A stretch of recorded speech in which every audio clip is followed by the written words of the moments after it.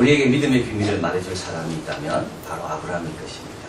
노아 홍수 이후에 소개되는 첫 번째 사람 아브라함입니다. 창세기에서 하나님의 믿음이 의롭게 여기셨다. 그래서 믿음과 의롭다함을 받는 것, 직접적으로 칭찬을 받은 사람은 아브라함입니다. 기독교뿐만 아니라 유대교, 이슬람교 모두가 믿음의 조상을 우러러보는 인류의 대다수로부터 칭송을 받는 사람은 아브라함. 히브리서 11장은 그래서 아브라함에 대해서 가장 길게 그 믿음에 대해서 소개합니다. 아브라함 믿음은 어떤 믿음이었어요? 오늘 본문에 보면 이게 참 중요한 말씀입니다. 8절. 믿음으로 아브라함은 부르심을 받았을 때 순종으로 장래 기업을 받을 땅에 나아갔어요. 할 바를 알지 못하고 나아갔다. 아브라함은 부르심 받았을 때, 부르심 안 받았을 때는 아브라함 책임이 아니죠. 말씀 듣기 전에는 우리의 책임이 아닙니다. 근데 말씀 듣고 나서 여전히 동일하다. 그거는 큰 문제가 있는 거예요. 아브라함은 칭찬받는데 그 부르심 받기 전의 모습으로 책망받는 것도 아니고 칭찬 듣는 것도 아니고 아브라함은 하나님이 불러줬을 때 어떻게 반응해요? 하나님께 나에게 감동 주실 때 나는 어떻게 반응하는가? 그래서 아브라함의 믿음은 반응의 믿음인데요. 반응의 믿음입니다. 자기가 뭐 해달라는 게 한 적이 없죠. 나를 불러달라고 말한 적이 없습니다. 아브라함은. 그러나 하나님이 부르셨을 때 아브라함은 반응했는데 그 반응은 뭐로 했다고요? 순종으로 반응했다. 어떤 사람은 불순종으로 반응하죠. 아브라함은 부르심을 받았을 때 이게 중요해요. 부르심 받지 않았을 때는 괜찮아요. 그러나 부르심 받았을 그때부터는 내가 어떻게 반응하는가 그걸 하나님께서 주목하신다. 아브라함에게는 떠나는 것이 쉽지 않았습니다. 나이가 75세였고 아내도 있고 조카도 있었고 갈대 우르에 살았습니다. 갈대 우르는요 당시 메소포타미아에서 제일 문명이 뛰어났던 곳이다. 일기의 역사를 그 책에 보면 수메르의 인구가 나오는데 12,000명 정도 되고 그 중에 제일 큰 도시가 갈대 우르였다. 갈대 우르에는 그래도 딴 데보다 나았지만 100명당 1명 정도 글을 읽을 줄 아는 사람이 있었다. 역사책에 나옵니다. 갈대 우르가 얼마나 당시 문명이 뛰어난 것인지. 그것을 떠나는 게 쉬울까요? 그리고 그 당시의 사람들은 목표가 없었습니다. 그 당시 사람들은 내가 어떻게 더 달라질 수 있는가에 대한 꿈을 꿀 수가 없었습니다. 그냥 태어나서 살다가 죽는 겁니다. 그런데 다른 곳으로 가요. 계획을 세우고 꿈을 갖고. 왜 그럴까요? 아브라함이 훌륭해서 그렇습니까? 하나님의 부르심이 특별해서 그렇습니다. 하나님이 이렇게 말씀합니다. 내가 너로 큰 민족을 이루고 내게 복을 주어 너로 창대케 하는 것이고 너를 저주하는 자는 내가 저주하고 너를 축복하는 자는 내가 축복하고 땅의 모든 족속이 너를 인하여 복을 받을 것이다. 이 부르심 받고 가만히 있을 사람이 누가 있을까요? 이런 하나님의 약속을 듣고 가만히 있을 사람이 누가 있을까요?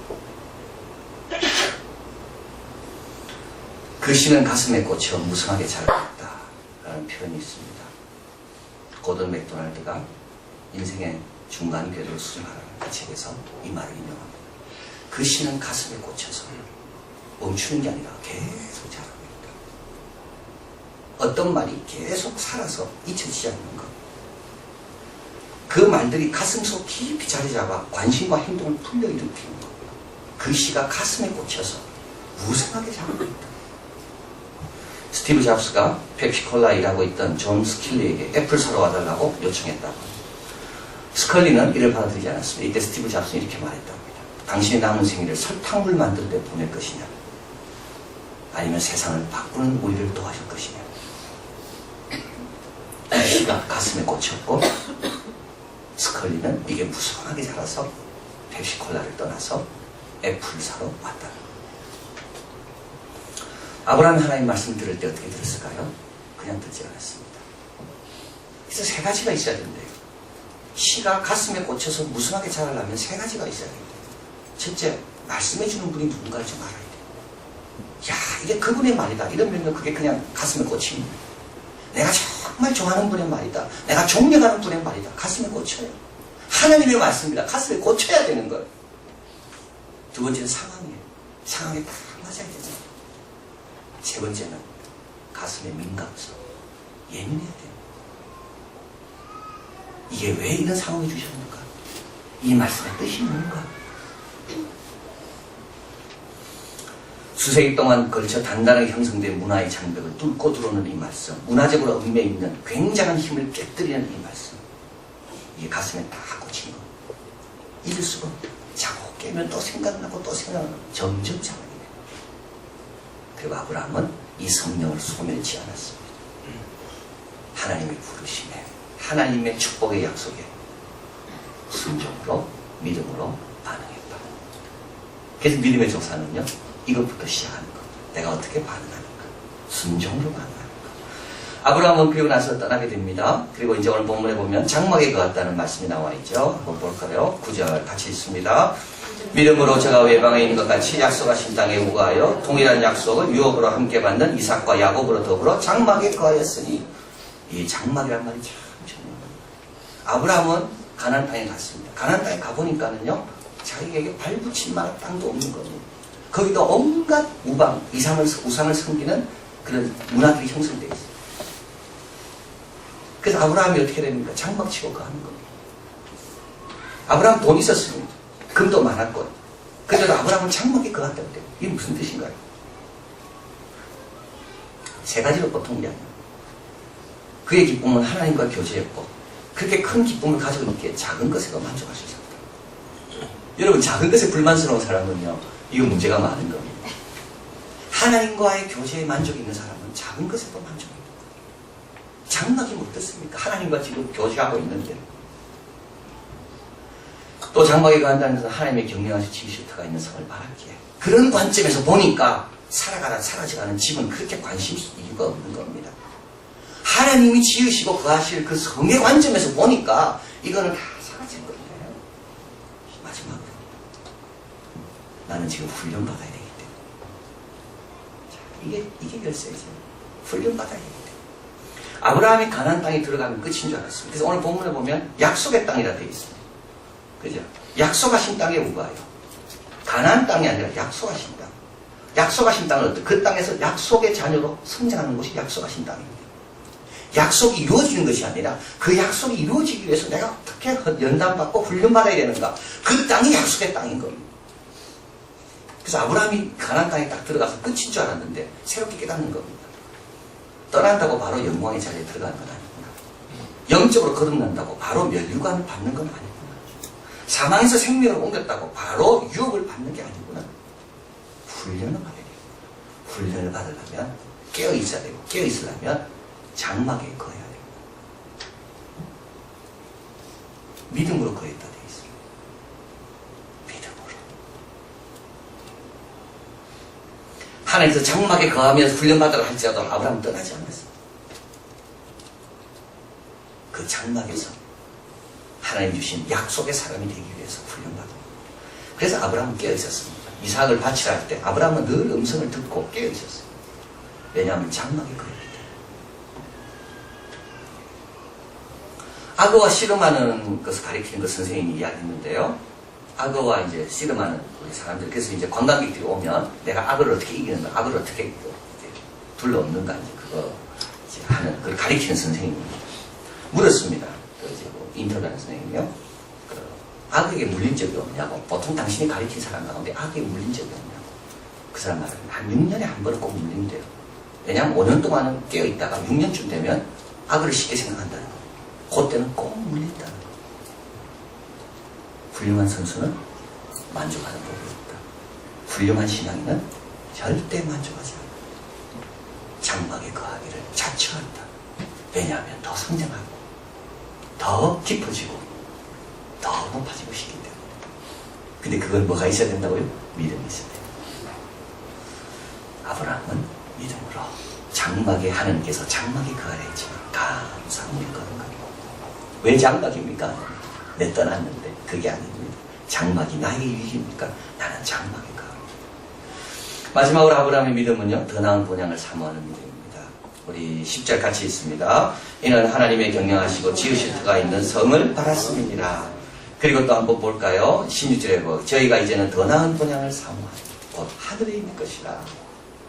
아브라함 믿음이요, 믿음의 조상이 되고 믿음의 온전한 이유는요, 출발, 과정, 도착, 요 세 가지가 다 믿음으로 되어 있기 때문에 그런 거예요. 출발은 잘했는데 중간에 나가면 어떻게 되겠어요? 중간까지 잘했는데 마지막 갈 곳이 없으면 어떻게 되겠습니까? 마지막 죽을 때 네, 아무것도 안 돼. 이러면 안 되는 겁니다. 그래서 아브라함의 믿음의 특징은 마지막 더 나은 본향을 사모한다. 하나님께서 지으실 터가 있는 것, 장막은 터가 없지만 지으실 그 성. 아브라함은요, 객지 사람 아닙니까? 우리 여기서 서울뿐 아니고 지방에서 올라온 분들 있죠. 명절만 되면 생각날 겁니다. 근데 여러분, 명절만 집만 생각해서 안 돼요. 명절날 더 나은 본향을 생각해요. 하나님께서 왜 아브라함에게 부르셨는가? 그리고 아브라함에게는 왜 더 나은 본향이라는 개념이 생겼을까? 아브라함은 집을 떠난 사람이에요. 그래서 아브라함은 음식을 먹다가도 갑자기 자기 고향 음식이 생각나는 거예요. 문화의 충격, 문화의 차이를 느낄 때마다 자기 고향이 생각나는 거예요. 근데 아브라함은 거기만 머물러 있지 않았어요. 아브라함은 더 나은 본향을 생각합니다. 이게 믿음의 사람이에요.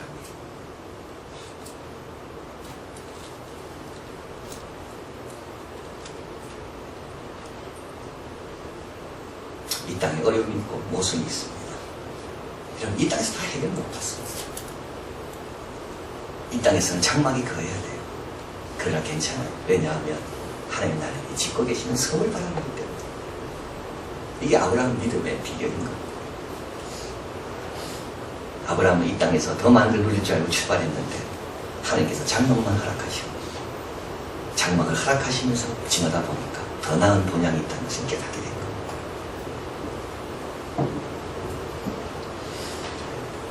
그래서 이게 온전한 믿음인 겁니다. 온전합니다. 그 관점에서 바라보는 것. 자, 이렇게 믿음을 가질 때 어떻게 되나요? 오늘 본문에 보면 이제 유익이 열매를 맺히게 됩니다. 9절에 보니까 동일한 유업을 약속으로 함께 받는 이삭과 야곱으로 더불어 장막에 거하였습니다. 그래서 하나님은 나를 부르라 할 때 어떻게 부르시죠? 아브라함과 이삭과 야곱의 하나님. 부모가 이렇게 신앙생활을 하면요, 자녀들이 보고 배워요. 부모가 천국의 관점에서 내다보면서 모두를 결정하는 걸 보면 자녀들이 보고 그들도 그 천국의 관점에서 선택하는 것을. 그래서 하나님 나라를 유업으로 동일하게 받는다. 내일 모세도 마찬가지입니다. 믿음만큼 보여지는 게 없습니다. 장막에 거할 때 자녀들이 얼마나 불평했을까. 다른 사람과 자꾸 비교하면서. 근데도 결국 어떻게 됐나요? 그 자녀들은 아브라함과 이삭과 야곱의 하나님이다. 이 말에 더 깊은 뜻이 있습니다. 그 뭐냐면 예수님께서 하나님은 산자의 하나님이요 죽은 자의 하나님이 아니다 그러시면서 아브라함과 이삭과 야곱의 하나님이다. 이 말은 그들은 죽었다는 말입니까? 살았다는 말입니까? 살아있다는 말이에요. 그 성에 들어가요. 사라가 잉태하는 힘을 얻었다 그랬습니다. 그 안에도 힘들었습니다. 원래 사라는요, 인간적으로 문제를 해결하려는 사람이었습니다. 아브라함에게 자기에게 아이가 생기지 않으니까 하가를 통해서 문제를 해결하려고 했어요. 그런데 사라는 점점 믿음이 좋아집니다. 그리고 오늘 11절에 믿음으로 살아가신도 늙어 단선하였으나 잉태하는 힘을 얻었으니 이는 약속하신 이를 믿으신 줄 압니다. 약속하신 이를 믿으신 줄 압니다. 무슨 뜻인가요? 하나님께서는 어떻게라도 만들어내실 거다. 한 학자의 말로 하나님께서는 사라를 통해서가 아니면 하나님 스스로라도 만들어서 사라에게 주실 거다. 그게 누구죠? 예수입니다. 그래서 사라를 통해서 사라가 영광받는 것은 하나님께서 성령으로 잉태케 하시는 분이라는 것을 보여준 믿음의 한 여성이 바로 이삭이라는 것. 그뿐만 아닙니다. 오늘 본문에 보면 13절에 이 사람들은 다 믿음을 따라 죽었으며 이제 혼자가 아니죠. 아브라함만 아닙니다. 이 사람들이 누군지 모릅니다. 많은 사람들이 믿음을 따라 죽었습니다. 약속을 받지 못했습니다. 장막에만 거했습니다. 여기서 약속받지 못했다는 것은 장막에 거했다는 말입니다. 다 누리지 못했다는 거예요. 그러나 그것들을 멀리서 보고 환영하죠. 땅에서는 나그네나 외국인이라 칭함을 받고 그 다음에 볼까요? 나온 바 본향을 생각할 때는 돌아갈 기회가 있으나 그는 돌아가지 않습니다. 왜? 더 나은 본향을 삼고 그래서 하나님은 그들의 하나님이라 일컬음 받기를 부끄러워하지 않으시고 저를 위하여 한 성을 내게 하셨다. 레이 크록이라고 있습니다. 1902년 일리노이주, 시카고에 있는 일리노이주에 태어났습니다. 남다른 재간과 공상을 좋아했습니다. 항상 누구면 공상했어요. 이렇게 하면 어떨까, 저렇게 하면. 고등학교를 중퇴했고 세일즈맨으로 열심히 일했습니다. 밤에는 피아노로 아르바이트를 해서 돈을 벌었습니다. 종이컵이 처음에 나왔을 때 종이컵 장사를 한다고 미국 전역을 돌아다녔어요. 사람들에게 설득시켰어요. 종이컵 쓰라고. 이게 훨씬 경비가 절약된다고. 설거지하고 관리하고 깨지고 하는 것보다 종이컵은 사람 앞에 신선함을 주고 깨끗하기 때문에 훨씬 좋다. 종이컵을 쓰라고. 앞으로 종이컵 시대가 온다고. 이 레이 크록 때문에 오늘 종이컵을 쓰고 있는 거. 당시엔 종이컵을 안 썼습니다. 그러고 나서는 밀크쉐이크를 만드는 믹서기를 팔고 다닙니다. 그런데 소문이 들려요. 그리고 사람들에게 이야기해요. 당신이 파는 밀크쉐이크 기계 말고 저 캘리포니아에 가면 맥도날드 형제가 있는데 그 가게 한번 가봐. 그 가게에서 밀크쉐이크가 특별하거든요. 그래서 이제 캘리포니아도 갑니다. 비행기를 타고. 그리고 가서 밀크쉐이크를 본 게 아니라 그 맥도날드 형제들이 경영하는 그 식당에서 사람들이 음식을, 햄버거를 먹는 걸 보게 됩니다. 참 맛있게 먹어요. 그리고 종업원도 없기 때문에 티집도 안 나도 돼요. 그리고 빨리빨리 먹고 가기 때문에 수입성도 좋고. 그리고 물어봤으면서 너무 맛있다는 거예요. 자기 부인이 싸주는 샌드위치보다 여기서 사 먹는 게 훨씬 맛있다는 거예요. 그래서 뭐 하여튼 고급 레스토랑을 가야 될 사람도 여기 와서 먹고 일반 하여튼 서민도 여기 와서 먹고 화글화글 거리는 거예요. 그래서 믹서기를 보러 왔다가 이 사람이 야, 이 가게 괜찮겠다. 그리고 이 가게 많이 만들어지면 내 믹서기를 팔면 되겠다. 그래서 이제 맥도날드 형제를 만납니다. 형제 이름은 딕 앤 맥 맥도날드입니다. 맥 거기서 나온 거예요. 딕, 맥, 맥도날드. 두 형제. 그래서 이야기를 쭉 합니다. 이걸 더 만들려고. 그러니까 그분들이 있지 않나요? 내 저 집 보이죠? 내 저 집에서는 아침에 뜨는 태양이 보이고 우리 출근해서 일하고 저녁에 가면 석양이 보이고 너 더 이상 나는 신경 쓰고 싶지 않다. 나 이렇게 행복하다. 그래서 레이 크록은 그러면 남이 대신 가게를 열어주면 어떻겠냐. 그럼 좋다. 내가 열어줄게. 그래가지고 맥도날드 사업을 시작하게 됩니다. 그래서 첫 번째 매장을 열었는데요. 1955년 4월 15일입니다. 첫 번째 매장을 열었습니다. 그리고 그는 제가 뭐 맥도날드를 선전하는 건 아닙니다만 고기 내장을 절대 사용하지 않는다. 보통 안에 있는 고기를 패딩이라 만들죠. 할 때 속이기 위해서 고기 내장을 많이 넣는데 근데 레이 크록은 나는 소비자가 중요하기 때문에 절대 고기 내장을 쓰지 마라. 그리고 그 당시에 어떤 햄버거 가게는 가운데 구멍을 냈대요. 그래가지고 고기 양을 줄이기 위해서. 그리고 거기에 뭐 마요네즈나 이런 걸 덮어버리는 거. 근데 그러지 마라. 소수민족 채용을 확대하고 흑인 여성 운영자 양성 프로그램, 에너지 효율성. 그래서 맥도날드 주방에 가보면 에너지 효율을 하더라. 그래서 가정에서 요리하는 것보다 훨씬 에너지가 적게 된다. 그래서 이제 1955년 4월 15일 첫 매장을 열고 1976년 4,000개 매장을 세웠습니다. 그때 그는 몬트리올에서 캐나다 몬트리올 4,000번째 매장인데요. 우리 5,000번째 매장도 될 것이다. 그리고 1만 번째 매장은 일본이 될 것이다. 이게 언제냐면 1976년 그렇게 꿈을 꾼 겁니다. 근데 지금 현재 120개 국회 3만 1,000개의 맥도날드 매장을 거느리고 있습니다. 대학을 선택할 때 세 가지를 본다고 했잖아요. 여러분 잘 들으세요. 대학을 선택할 때 세 가지. 첫째, 좋은 교수님. 두 번째, 좋은 도서관. 세 번째, 뭐겠어요? 맥도날드가 옆에 있는가. 지금 맥도날드 이야기하고 있잖아요. 지금 맥도날드.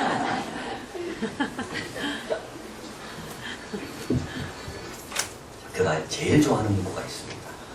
맥도날드 사무실에 가보면 그런 적이 있고 그도 이야기합니다. 이 책에서. 내가 무척 마음에 드는 문구는 다음과 같다. 명심하라. 이 세상에 그 무엇도 끈기를 대신할 수 없다. 재능이 있어도 실패한 사람들이 얼마나 많은가. 능력이 뛰어나도 소용이 없다. 교육을 받아도 소용없다. 이미 세상은 교육받은 나고자로 가득 차다. 오직 끈기와 의지가 있어야 무슨 일이든지 이룰 수 있는 겁니다. 우리가 발전할 수 있는 유일한 방법, 개인적으로나 집단적으로나 개척자 정신에 입각해서 앞으로 나가는 것뿐이다. 이것도 꾸준히. 여러분, 시가 마음에 좀 꽂혀서 무성하게 자라야 됩니다. 첫째 날, 두 번째, 세 번째 들었던 말씀, 오늘 들었던 이 말씀, 여러분 가슴에 꽂혀서 무성하게 자라야 됩니다. 꺼뜨리면 되지 않아요.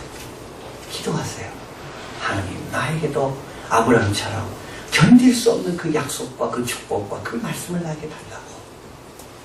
그리고 나도 아브라함처럼 그 말씀이 헛되지 않도록 꺼뜨리지 않고 믿음으로, 순종으로 반응하게 달라고.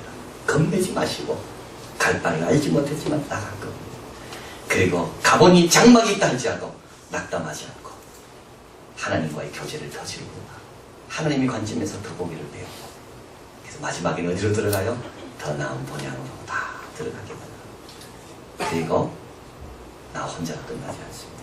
내가 그렇게 할 때 죽은 자와 방불한 한 사람으로 말미암아 수많은 사람들이 함께 들어간 것처럼 하나님께서 나를 그렇게 사용하실 거라.